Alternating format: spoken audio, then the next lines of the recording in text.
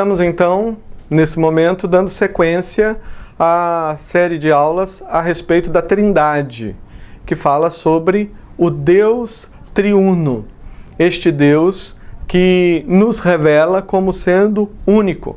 A Bíblia nos diz, há um só Deus, mas Deus que ao mesmo tempo se revela como sendo Pai, Filho e o Espírito Santo.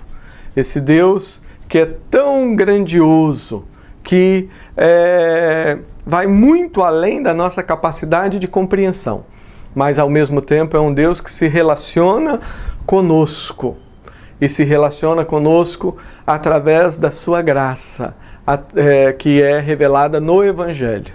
E aqui é sempre bom, eu gosto de fazer isso, sempre que é oportuno eu gosto de lembrar a diferença que existe entre religião e Evangelho. Religião nos ensina que nós precisamos obedecer primeiro para sermos amados. Esse é o princípio não apenas da religião cristã, mas de todas as religiões. A religião ela se baseia no próprio homem, no esforço humano de ou obedecer, ou fazer rituais, oferendas para assim mover a divindade de uma forma ou de outra. A religião é algo que desagrada a Deus, porque a religião ela afasta o homem de Deus. É por isso que quando você lê nos evangelhos, você vê claramente quantas vezes Jesus Cristo ele fala de forma tão severa com os religiosos da sua época e os chama de pedra de tropeço, que nem se adentram e também impedem os outros de entrar. Então a religião diz que você tem que obedecer para depois ser amado. Jesus ele veio ensinar não religião, ele veio ensinar evangelho. Evangelho. A igreja de Cristo ela foi chamada para ensinar não religião, mas evangelho. E o que é o evangelho? O evangelho é o contrário da religião. A religião diz, eu tenho que obedecer para ser amado. O evangelho, por outro lado, me diz, Deus me amou primeiro e é por isso que eu obedeço. O evangelho ele se baseia não naquilo que o homem faz, mas naquilo que Deus faz em favor do homem. E a Bíblia é clara em nos ensinar isso, quando ela diz que Deus prova o seu próprio amor para conosco pelo fato de ter Cristo morrido por nós, sendo nós ainda pecadores. Então, o Deus triuno, esse Deus maravilhoso, ele se revela a nós através do Evangelho. Uma outra observação que me vem à mente, você deve, à medida que as aulas estão sendo ministradas, você deve ter percebido que nós não ficamos a todo momento citando esse texto bíblico, ou aquele texto. E por que nós fazemos isso? Porque nós gastaríamos, de repente, 10 anos para licionar uma matéria como essa, se nós fôssemos pegar cada um dos textos que falam a respeito. É por isso que muitas vezes nós citamos alguns textos, mas aquilo que nós estamos fazendo, aquilo que nós estamos falando, aquilo que nós estamos ensinando, você que lê a Bíblia, nós partimos do princípio que você lê a Bíblia. E se esforce, não é aquela leitura de ler um versículo aqui, outro lá, não. Uma pessoa que lê a Bíblia, livros inteiros, e lê, uma pessoa que tem a Bíblia na mente. Eu tenho certeza que à medida em que você ouve a nossa aula, vários textos vão vindo à mente. E ainda que nós não estejamos a todo tempo citando referências, embora o texto que nós estamos usando nessa série de aulas, que é aquele texto da Confissão de Fé de Westminster, se você pegar o texto, você vai ver ali uma quantidade enorme de textos bíblicos para você pesquisar. Ainda que não estejamos a todo momento citando os textos, nós já mencionamos para você dois princípios importantes que a Palavra de Deus nos coloca. Primeiro, quando a Palavra de Deus nos ensina que eu tenho que examinar todas as coisas e reter aquilo que é bom. Aquilo que é bom à luz da Bíblia, à luz daquilo que eu entendo da Bíblia. E o outro princípio é aquele que foi nos ensinado de uma forma bem prática pelos nossos irmãos, descritos lá no livro de Atos, lá de Bereia, que receberam a palavra e com toda a avidez, dia a dia, pesquisavam, estudavam as Escrituras para ver se as coisas eram realmente assim. Então, a nossa alegria através desse curso não é fazer com que você entenda e de repente, decore tudo aquilo que nós estamos falando. A nossa alegria é, através dessas aulas, fazer com que você tenha sede de estar com a sua Bíblia, de passar tempo com a sua Bíblia e de ler. E através das coisas que você está aprendendo nessas aulas, você, através também da iluminação e da ação direta do Espírito de Deus na sua vida, você seja capaz de compreender melhor a Bíblia e não apenas ter as informações, mas se relacionar com Deus de uma forma mais profunda para poder cumprir a sua tarefa, o seu papel, que é falar de Deus de uma forma responsável. Na aula de hoje nós estaremos destacando 3 aspectos importantíssimos a respeito de Deus. Primeiro, que é a autossuficiência de Deus. Deus, ele é o único ser autossuficiente. Nós vamos estar vendo também a independência de Deus.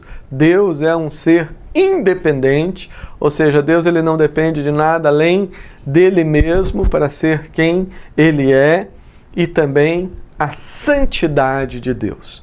E lembrando que quando nós estamos falando nessas aulas de Deus e de todos esses aspectos, nós estamos falando do Deus triuno, o Pai, o Filho e o Espírito Santo. Certamente essa aula será uma bênção para o seu coração e para as pessoas que Deus está trazendo para perto de você para serem ministradas, cuidadas e conduzidas, não no caminho da religião, mas no caminho do Evangelho, que produz relacionamento com Deus e vida abundante. Como fizemos na aula anterior, vamos tomar como ponto de partida para a nossa aula, nesse momento, agora o parágrafo 2º do 2º capítulo da Confissão de Fé de Westminster, que fala sobre Deus e a Santíssima Trindade. Vamos ouvir a leitura desse 2º parágrafo neste momento. Deus tem em si mesmo e de si mesmo toda a vida, glória, bondade e bem-aventurança. Ele é todo suficiente em si e para si, pois não precisa das criaturas que trouxe à existência, não deriva delas glória alguma, mas somente manifesta a sua glória nelas, por elas, para elas e sobre elas. Ele é a única origem de todo ser. Dele, por ele e para ele são todas as coisas, e sobre elas tem ele soberano domínio, para fazer com elas, para elas e sobre elas tudo quanto quiser. Todas as coisas estão patentes e manifestas diante dele. O seu saber é infinito, infalível e independente da criatura, de sorte que para ele nada é contingente ou incerto. Ele é santíssimo em todos os seus conselhos, em todas as suas obras e em todos os seus preceitos. Da parte dos anjos e dos homens e de qualquer outra criatura lhe são devidos todo o culto, todo o serviço e obediência que ele há por bem requerer deles. Vamos então, com base no texto lido, vamos estar pensando acerca do Deus triuno e neste momento vamos estar pensando sobre a autossuficiência de Deus. Deus como um ser autossuficiente. Deus como um ser que depende tão somente de si mesmo, a autossuficiência de Deus. O texto nos diz, como nós já ouvimos, Deus tem em si mesmo e de si mesmo toda a vida, glória, bondade e bem-aventurança. Ele é todo suficiente em si e para si, pois não precisa das criaturas que trouxe à existência, não deriva delas glória alguma, mas somente manifesta a sua glória nelas, por elas e sobre elas. Veja que afirmação maravilhosa que é feita aqui a respeito do Deus triuno. Ou seja, tudo aquilo que nós estamos lendo são características, são aspectos que dizem respeito ao Pai. E de igual forma dizem respeito ao Filho. E de igual forma dizem respeito ao Espírito Santo. E esse aspecto é maravilhoso quando nós tomamos consciência, através desse texto, de que Deus é um Deus autossuficiente. O que significa dizer autossuficiência? Aliás, isso é algo que todo ser humano sonha. As pessoas trabalham para se tornarem autossuficientes. Em outras palavras, trabalham para não depender dos outros, não depender de quem quer que seja, ser autossuficiente. Algumas pessoas perseguem esse ideal a vida toda, mas isso, na verdade, é uma grande ilusão. Porque nós nunca, criaturas, seja a criatura que for, criatura visível e invisível, seja a criatura que for, jamais será autossuficiente. O apóstolo Paulo, lá em Atos 17, quando conversa com os filósofos gregos lá no Areópago, ele diz, porque nele, ou seja, em Deus, nós vivemos, nos movemos e existimos. Todas as criaturas dependem primeiramente de Deus. Se não é Deus nos sustentando, se não é Deus nos fortalecendo, se não é Deus nos dando o sopro da vida, nós sequer existiríamos. E é por isso que Ele tem total controle sobre a nossa vida. E é maravilhoso entender que isso vale não só para nós, vale para os anjos. E, é claro, para os anjos infiéis. É por isso que é algo que não condiz com a Bíblia, quando alguém começa a imaginar as trevas como algo tão grande como Deus.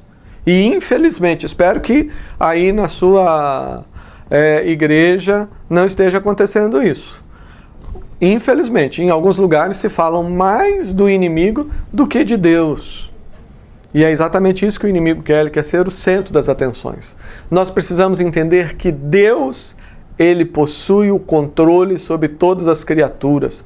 Não houve uma loucura maior do que aquela que passou na mente de Lúcifer quando ele quis se rebelar contra Deus. Como a criatura vai se rebelar contra o Criador? Todas as criaturas. E agora vamos falar de nós, seres humanos. Nós não somos autossuficientes, jamais seremos autossuficientes. Nós precisamos comer todo dia, nós precisamos beber água todo dia. Se nós não fizermos isto, vai passar um período e nós iremos morrer, iremos sucumbir. Nós precisamos de roupa para nos proteger ou do calor, ou proteger do frio.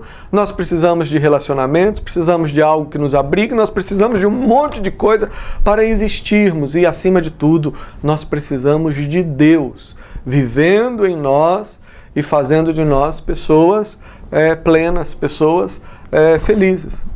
Agora, presta atenção, Deus, Ele é autossuficiente.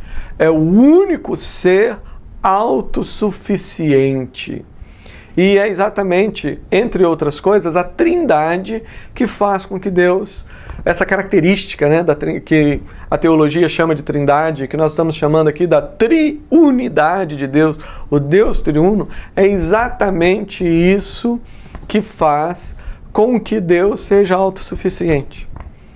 Em outras palavras, Deus, Ele é eternamente autossuficiente, feliz, pleno.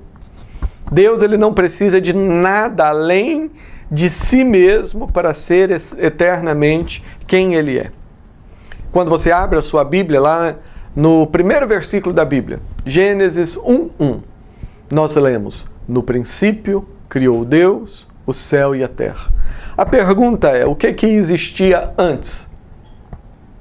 O que existia antes de Gênesis 1:1?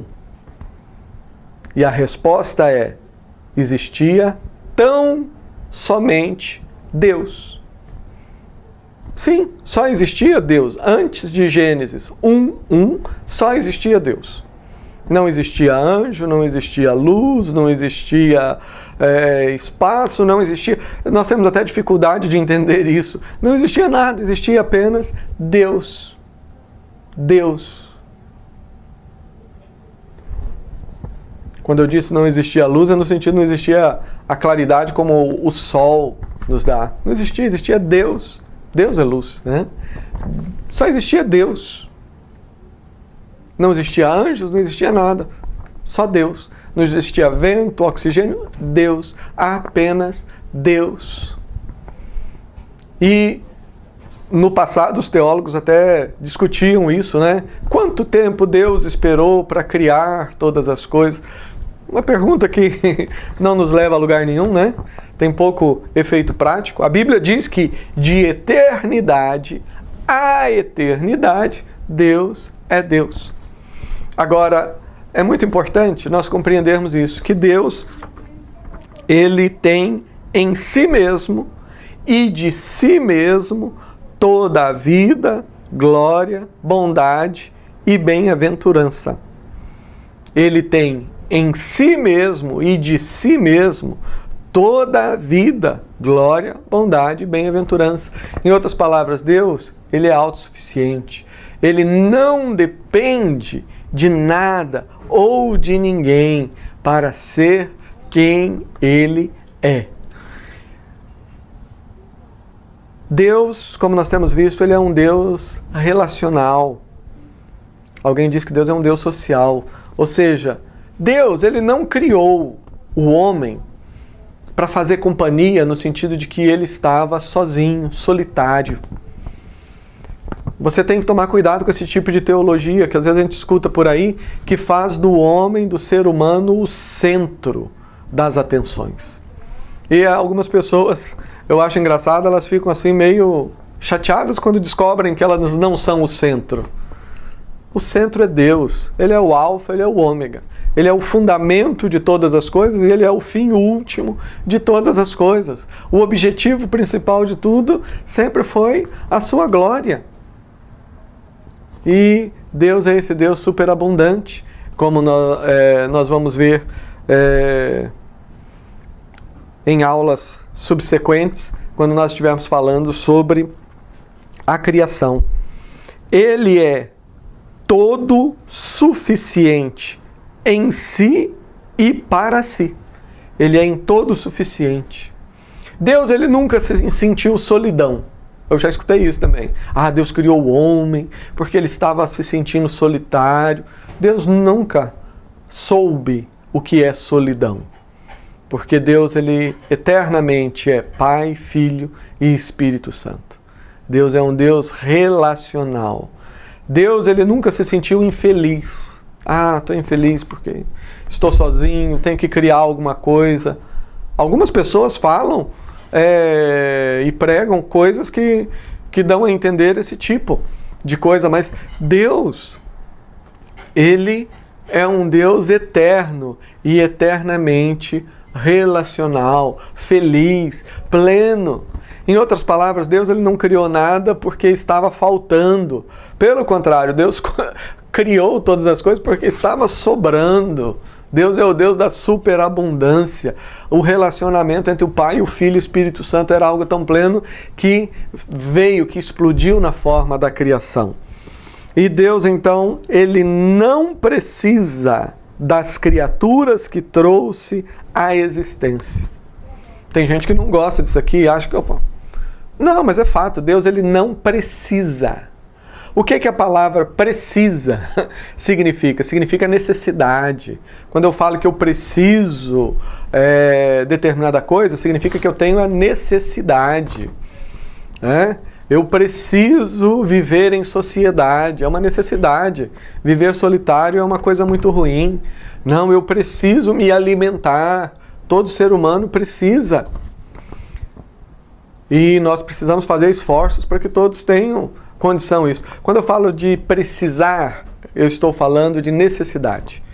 E é nesse sentido que o texto está falando que Deus ele não tem necessidade de ninguém, porque Ele é autossuficiente. Ele não precisa das criaturas que trouxe à existência, não deriva delas glória alguma, mas apenas, somente manifesta a sua glória nelas, por elas e sobre elas. O que essa porção está falando é algo tremendo. Está falando que Deus ele não precisa de nada. Não existe nada em mim ou em você que de nós mesmos nós podemos oferecer a Deus. Deus ele não precisa das nossas orações, Deus ele não precisa da nossa música, Ele não precisa do nosso ritual, Ele não precisa de nada, de nada. Mas, mesmo assim, Ele nos ama. Deus ele não se tornou mais Deus por nos criar. Não, Deus é Deus. Deus, Ele manifesta a sua glória. Aí, para que ninguém se sinta chateado com essa expressão, ou aborrecido com essa expressão que eu acabei de usar, que é firmada nas Escrituras, de que Deus não precisa de nada, Ele não precisa da minha oração, da minha música, de nada. Isso não diminui o relacionamento de Deus conosco. Pelo contrário, meu querido, minha querida, isso faz com que nós entendamos que Deus, Ele é muito maior do que nós imaginamos, porque o relacionamento dele conosco não é um relacionamento de interesse, porque Ele precisa disso ou daquilo, então Ele nos criou e tal, e é uma troca. Não, Ele, mesmo não precisando de nada, mesmo não precisando de nada que venha de nós, mesmo não derivando glória de nós, mesmo assim, Ele nos ama. Mesmo assim, Ele veio através de Jesus Cristo para morrer por nós. Então, falar da autossuficiência de Deus é abrir os olhos para começar a entender Deus como Ele realmente é. Esse Deus grande, absoluto, Senhor. É abrir os olhos para entender o grande amor de Deus. Amor com que faz com que Deus Ele manifeste a sua glória nas suas criaturas. Todas as criaturas, o universo, eu e você, Ele manifesta a sua glória. E como nós já vimos, glória é quem Deus é. A manifestação da glória, você lembra daquela aula? É a beleza de Deus. Mas Deus ele manifesta a sua glória nas suas criaturas, por suas criaturas e para as suas criaturas. Deus ele é um Deus grandioso. Ele é autossuficiente. Mas mesmo assim, Ele nos ama de tal forma que cuida de nós. Nós que, ao contrário de Deus, somos tão finitos, tão pequenos, temos tantas necessidades, precisamos de todas as coisas, mas aí é que está a maravilha da experiência da vida com Deus. Como diz Paulo lá em Atos 17, em Deus nós vivemos, nos movemos, existimos e respiramos. E é em Deus, o Pai, o Deus que é triuno, é em Deus que a nossa vida se torna uma vida eterna. Então veja que coisa maravilhosa, quando nós falamos da autossuficiência de Deus, nós estamos falando, não é que Deus não nos valoriza, mas é que Ele nos valorizou tanto ao ponto de nos trazer para participar desse relacionamento que há na Trindade. Esse relacionamento que eternamente foi cheio de amor, cheio de alegria, cheio de satisfação. E Deus criou você e a mim para termos esse relacionamento com Ele. Sabemos, o relacionamento foi quebrado por causa do pecado, mas em Cristo o caminho se abriu, a redenção veio, o Evangelho nos foi anunciado. O Evangelho que nos ensina que Deus nos amou e em Cristo Ele recebe sobre si a nossa culpa para que nós possamos eternamente participar desse relacionamento maravilhoso que sempre, eternamente existiu nesse Deus triuno e ao mesmo tempo autossuficiente. Veremos agora um outro aspecto maravilhoso, marcante no Deus triuno, na Trindade, um aspecto que marca Pai, Filho e Espírito Santo, que é a independência de Deus. E assim nos diz aquele texto lido há pouco. Ele, ou seja, Deus, é a única origem de todo ser. Dele, por Ele e para Ele são todas as coisas. E sobre elas tem Ele soberano domínio para fazer com elas, para elas e sobre elas tudo quanto quiser. Todas as coisas estão patentes e manifestas diante dele. O seu saber é infinito, infalível e independente da criatura, de sorte que para ele nada é incontingente ou incerto.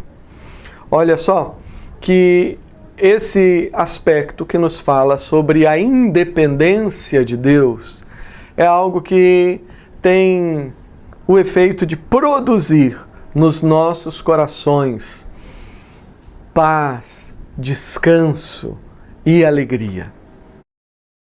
E esta alegria está no fato de que Deus, Ele é independente. Diz aqui no final da frase que nós lemos há pouco, que Deus, Ele é independente da criatura, de sorte que para Ele nada é contingente ou incerto.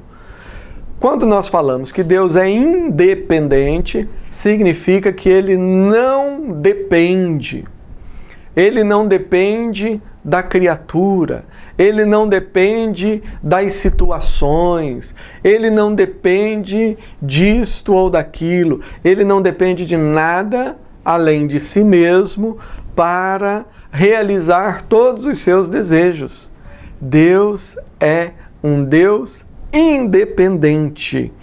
E é por isso que diz que para Ele nada é contingente ou incerto. O que é algo contingente? Algo contingente é algo que depende de determinados fatores para acontecer. Por exemplo, você se prepara com a sua família para fazer um passeio,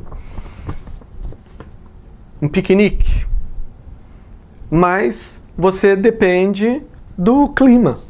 Você depende de que naquele dia que você planejou sair com a sua família, o dia esteja favorável, ou seja, o dia esteja bonito.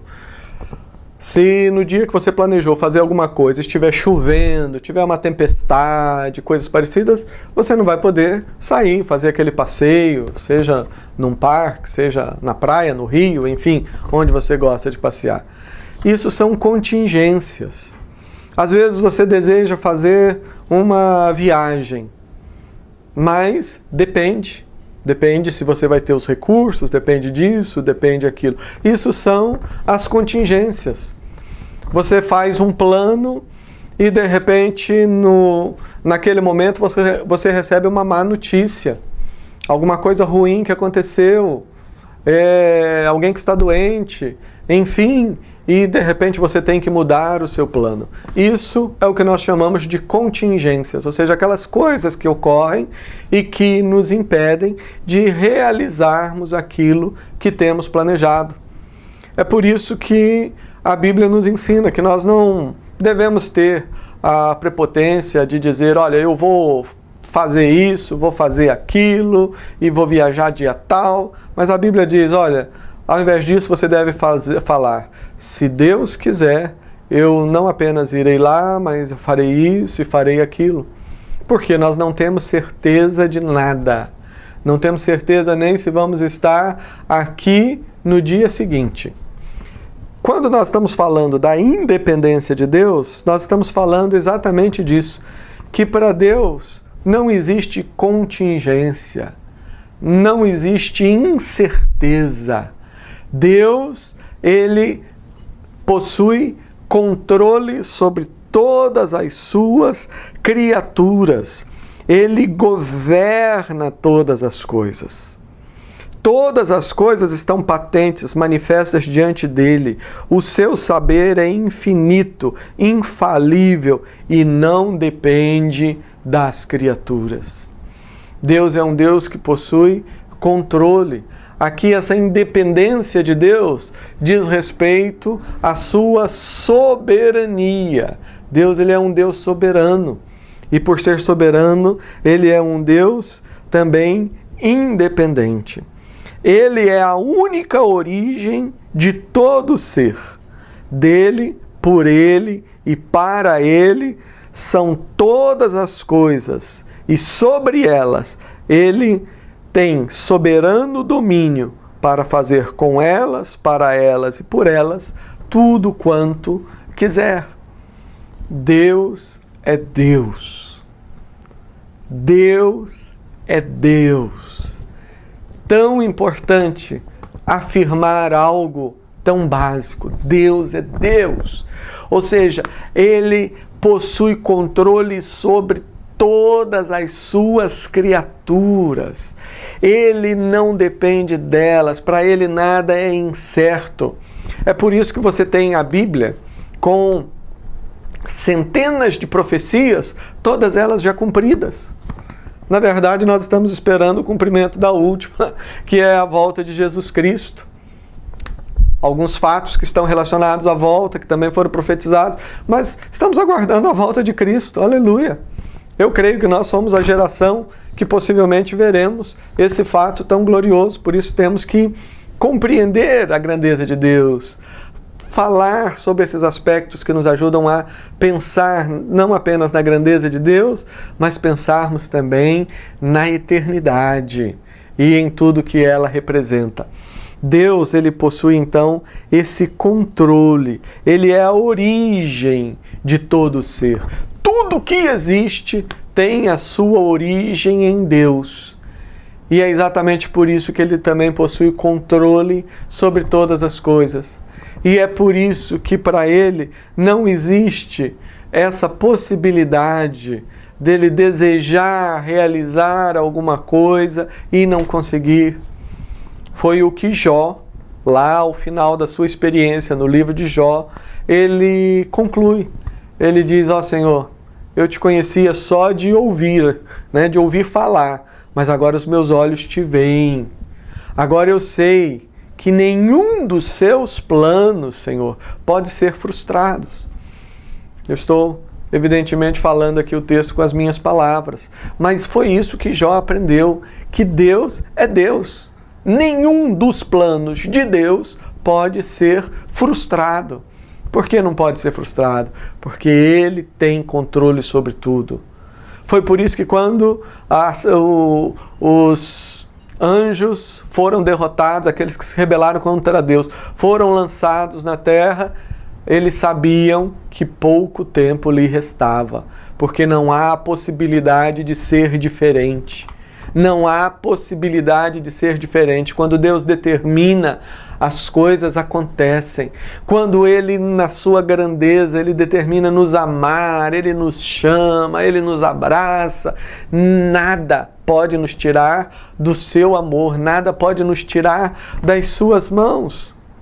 Romanos 9, 8, aqueles textos maravilhosos que dizem que nada, absolutamente nada, pode nos separar do amor de Deus que está em Cristo Jesus, nem altura, nem profundidade, nem coisas do presente, nem do porvir, nem criatura, seja visível, seja invisível, nem fome, nem nudez, nem espada. Texto maravilhoso que você conhece, diz, nada vai me separar do amor de Cristo. A palavra de Deus Deus nos revela dizendo, olha, da minha mão ninguém pode tirar você. Aí eu sei que tem sempre aqueles que gostam de voltar para a religião e dizer que não depende de mim. Aí eles falam, não, nada pode tirar você da mão de Deus, mas você pode pular fora da mão. Não, nada, nem você mesmo pode tirar você da mão de Deus. Se você que está nas mãos de Deus se rebelar contra Deus, começar a viver em pecado, coisa parecida, o que Deus vai fazer com você? Você é filho. Ele vai disciplinar você, você vai, de repente, passar por um tempo de provação, vai deixar de usufruir bênçãos, até que então você vai se arrepender e vai reconhecer que Deus é Deus. Mas nada pode tirar você das mãos de Deus. A Bíblia diz que nenhum dos planos de Deus pode ser frustrado. E isto se fundamenta, entre outras coisas, no fato de ser Deus um Deus independente. E Ele faz todas as coisas dele, por Ele e para Ele são todas as coisas. Deus, Ele é o centro. E Ele é ao mesmo tempo a fonte de todo dom perfeito. A independência que o homem busca faz com que o homem se torne um ser egoísta. Mas o fato de Deus ser um Deus independente faz com que Ele se torne cada vez mais um Deus superabundante. É a independência de Deus que fez com que Ele nos amasse. E nos amasse ao ponto de dar a própria vida em Cristo por nós na cruz do Calvário. Temos visto então esse princípio importante, que é a independência que o Deus triuno possui em si mesmo. Finalmente, então, veremos um outro aspecto fundamental quando pensamos na Trindade, que é a santidade. Santidade. Algumas pessoas, quando nós falamos a respeito da graça de Deus, quando falamos, como há pouco, que nada, nem eu mesmo sou capaz de sair das mãos de Deus, algumas pessoas dizem, olha, mas isso é meio perigoso, você ficar falando dessa maneira. Primeiro, é a Bíblia que diz. Mas o que as pessoas dizem é o seguinte, não, se as pessoas começarem a pensar dessa maneira, elas vão começar a viver fazendo coisa errada, no pecado. O que eu digo é o seguinte, o que essas pessoas estão querendo dizer é que, no fundo, você precisa ter medo. Tem que ter medo de perder a salvação, tem que ter medo disso, tem que ter medo daquilo, para poder andar na linha, né? Para poder viver de forma correta. Isso é religião.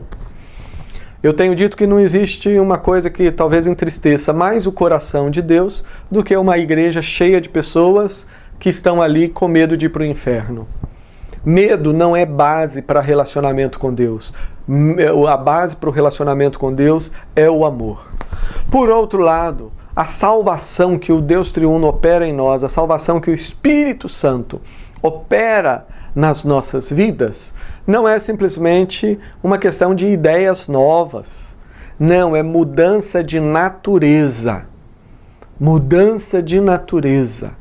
Quando Deus, através de Cristo, Ele acolhe alguém, o próprio Deus está entrando na vida dessa pessoa. Entrando, não no sentido de ideias, mas no próprio ser. É por isso que nós somos igreja. A igreja não é salão. Você pode ter um monte de salão, de casas, e não ter uma igreja. Mas quando você tem pessoas que realmente conhecem a Deus e vivem no Evangelho, aí você tem a igreja.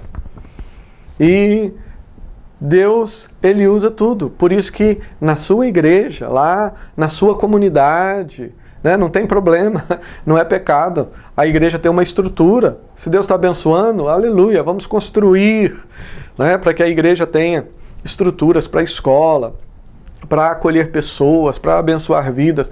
Mas vamos lembrar que a igreja somos nós. A Bíblia diz que Jesus está construindo uma casa feita não por tijolos, pedras, mas construído com pessoas que são pedras vivas. Esta é a casa. Então, quando isso acontece, ainda que eu conheça a graça de Deus, sei que Ele pode me perdoar, que Ele me perdoa, etc., eu não vou sentir prazer ou me sentir impulsionado a viver no pecado. Porque Deus ele fez uma mudança aqui. Deus ele fez uma mudança aqui. Daqui dentro. É uma mudança de natureza. É uma mudança de natureza.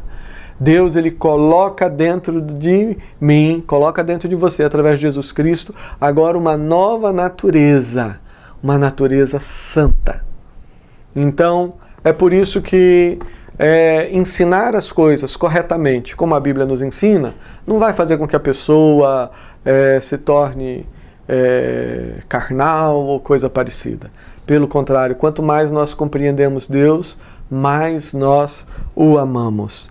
Deus ele é santíssimo em todos os seus conselhos, em todas as suas obras e em todos os seus preceitos. Deus ele é santíssimo. A santidade é um alicerce precioso de Deus. Deus ele é santíssimo em todos os seus conselhos. Em outras palavras, em todos os seus pensamentos, em todas as suas decisões. Deus ele é santo. Ele é santo em todas as suas obras. Tudo aquilo que Deus faz é caracterizado por santidade. Esta é uma geração que está sendo chamada para viver uma vida de santidade. Santidade não da religião, santidade do Evangelho. Porque a santidade da religião funciona assim. Te dão uma lista de coisas que pode, não pode fazer, e fala, vai lá, se esforça. Faça o seu esforço para você poder viver de uma forma correta. E a pessoa sai com aquela lista na mão e ela sai com o seu próprio esforço, tentando se tornar santa para que Deus a ame. Isso é religião, é frustração, não funciona. A santidade que o Evangelho proclama é essa. Jesus nos ensina, Deus nos ensina que Ele nos amou tanto e enviou Jesus Cristo. E o Espírito Santo aplica a obra de Jesus em mim. E, ao contrário da religião, que te dá uma lista de coisas para você fazer ou deixar de fazer, o Evangelho, por meio do Evangelho, Jesus ele nos faz a seguinte proposta. Olha, agora eu quero viver em você. Eu quero viver através de você. E é somente com Jesus vivendo em nós, através de nós, é que a santidade de Deus começa a ser perceptível na nossa vida. Enquanto nós estamos tentando consertar as coisas para ver se Deus então se aproxima de nós, nós não chegamos a lugar nenhum. Mas a partir do momento que nós nos achegamos pelo caminho da graça, nos achegamos na presença de Deus, esse Deus maravilhoso, nos lançamos aos seus pés. É a partir do momento que nos rendemos a Ele e começamos a ter sede. Sede não daquilo que Deus me dá, né? Sede não de, eu quero ser próspero, eu quero ficar rico e essa coisa toda que a gente escuta por aí. Mas você começa a ter fome de Deus. A Bíblia diz que, através de Jesus Cristo, nós podemos comer o melhor dessa terra. E o que é o melhor da terra? O melhor da terra não é outra coisa senão Deus. Pergunta a você, o que tem de melhor neste mundo? O que tem de melhor na terra que você pode experimentar? É Deus. Não é casa, não é carro, não é isso, não é aquilo. É Deus. Então, quando nós pensamos sobre a santidade da Trindade, do Deus triuno, do Pai, do Filho e do Espírito Santo, nós estamos pensando na nossa própria vida. E quando nós nos enchemos da presença dEle, quando nós entendemos o Evangelho, então nós somos capazes de experimentar a santidade de Deus em nós. Santidade de Deus em nós não é algo que eu vejo e tento copiar com o meu esforço. Santidade de Deus em nós é o próprio Deus vivendo em nós e nos transformando em vidas santas, colocando a nossa vida em harmonia com os seus preceitos e com a sua santidade. Da parte dos anjos e dos homens e de qualquer outra criatura, lhes são devidos todo o culto, todo o serviço e obediência que há por bem requerer deles. Há pouco nós falamos que Deus não precisa de nada, e de fato não precisa. Ele não precisa da minha música, Ele não precisa da minha oração, Ele não precisa de nada, Ele não precisa nada que venha de mim. Porque Ele é Deus, Ele já possui toda a glória. Mas aqui o que nós vemos é que este Deus, que é santo, Ele requer de nós, mesmo sem precisar disso, Ele requer de nós, dos homens, dos anjos e de todas as suas criaturas, Ele requer culto, serviço e obediência. E aqui é bom pensar um pouquinho o que é esse culto. Culto não é simplesmente você estar reunido na grande adoração com outras pessoas, cantando, levantando a mão. Isso é só uma parte. O culto que Deus requer de nós, a adoração que Deus requer de nós, é 24 horas, são 24 horas por dia. É uma vida toda em sintonia com Ele. É viver cada dia e cada momento para a sua glória. Nós poderíamos aqui continuar falando tantas coisas, mas a minha oração por você é que Deus use essa breve reflexão para você fazer a sua mente começar a pensar em Deus de uma forma nova e ter fome de Deus. E eu sei que é o próprio Deus que está conduzindo todo esse projeto de educação através da Eternity in Grace. E eu sei que essas palavras Ele está usando nesse momento, na sua mente, aí onde você está. E vai fazer de você uma grande bênção no seu país, na sua cidade, na sua família, e vai fazer com que você mesmo experimente mais de Deus na sua vida. Deus que é santo, Deus que é o melhor dessa terra. Nessa aula, então, nós vimos 3 aspectos mais importantíssimos quando nós pensamos no Deus triuno. No Pai, no Filho e no Espírito Santo, que diz respeito à autossuficiência de Deus. Deus, Ele é autossuficiente. Ele não precisa de nada além de quem Ele é. Ele não precisa de nada além de si mesmo para ser eternamente Deus e soberano. Deus também é um Deus independente. Ele não depende de nada. Ele não precisa de nada. Por isso, para Ele nada é incontingente ou incerto. Em outras palavras, nenhum dos planos de Deus é frustrado. Que Deus te abençoe para você entender e ter esse desejo de conhecer os planos de Deus para a sua vida. Muitas pessoas passam a vida fazendo planos e cobrando Deus e às vezes chateado porque o seu plano não deu certo. Deus, Ele não tem compromisso com os meus planos. Deus tem compromisso com os planos dEle.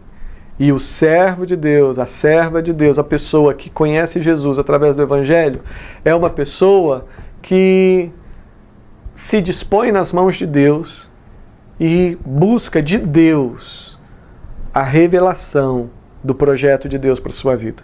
Comece a perguntar a Deus, qual que é o seu plano para a minha vida?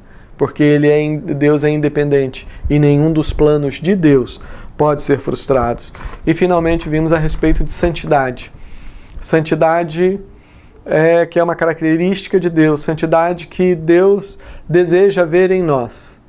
E vimos que santidade que a Bíblia nos revela não é a santidade da religião, porque a religião não é capaz de produzir santidade. Uma lista de regras e alguém te cobrando, faça isso, faça aquilo, pode gerar angústia, mas não gera santidade. Mas um relacionamento profundo com Deus, onde Deus está habitando dentro de você, onde você tem fome de Deus, e não das coisas que Deus te dá, mas você tem fome de Deus, de leitura da Bíblia, de oração, de busca, é o próprio Deus que vai começar a fazer com que a beleza dele seja vista na sua vida. E esse é o nosso desejo, que todas essas aulas estejam abençoando você de maneira que você experimente essa beleza de Deus em você e que essa beleza comece a ser vista aí na sua vizinhança, e Deus certamente vai usar você para ser luz onde você está e pode usar você também para ser luz até os confins da terra. Que Deus te abençoe.